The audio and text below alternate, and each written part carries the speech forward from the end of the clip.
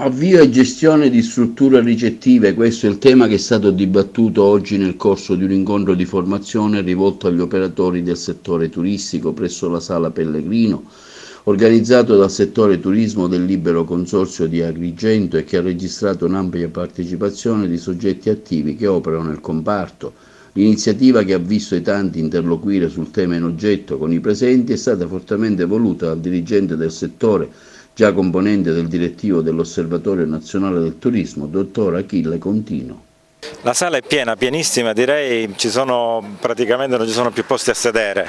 C'è molto interesse su questa questione, le strutture ricettive sono fondamentali per il nostro turismo e c'è un pullulare di nuove strutture ricettive, quindi l'incontro è l'occasione per dare informazione ai piccoli imprenditori del nostro territorio, per fare di questa città, di questa provincia, una provincia accogliente, una provincia albergo, perché questo può essere lo sviluppo del nostro territorio. La provincia può tornare a essere motore pulsante e trainante come lo era quando aveva le vecchie competenze, considerando che ora la politica sembra un po' rivalutare l'ente provincia.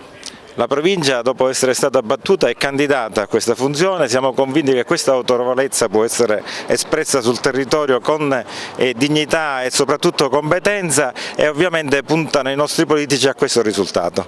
Il tenore, mi pare, dell'incontro, per quello che mi è stato detto, è formativo, quindi è di carattere prevalentemente conoscitivo per chi intende aprire queste attività che stanno ormai sul territorio della nostra finalmente attuata vocazione turistica. Stanno cercando di portare sviluppo economico alla nostra città e anche alla nostra provincia, perché i B&B in provincia, almeno dal nostro osservatorio, sono in costante crescita.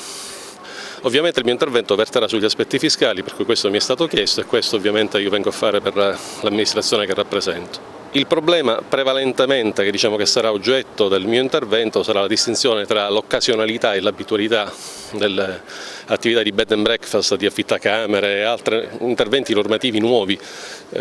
Non ultimo, e forse non meno importante, quello delle locazioni brevi, degli affitti estivi. Questo ovviamente determina negli operatori momenti di non chiara definizione della normativa a cui attenersi, e quindi il mio intervento cerca di far luce su quelli sono gli aspetti borderline tra queste due attività, occasionale e abituale, che possono creare inganno e determinare poi eventualmente, in caso di accertamento, sanzioni e aggravi che sarebbe il caso di evitare, vista anche la gioventù di moltissime attività che si prestano sul territorio. Questo quindi è un intervento più che altro speriamo educativo, conoscitivo, non ha alcun altro fine, almeno di quello che è stato rappresentato dal dottor Achille Contino per quello che riguarda il mio intervento. Dando i complimenti all'ex provincia regionale, soprattutto al dottore Contino e al suo staff, perché questi incontri che già come ABBA abbiamo fatto in passato servono sicuramente non solo ai neofiti, a chi apre le strutture ricettive oggi, e sono tante, ma anche a noi per ripassare un po'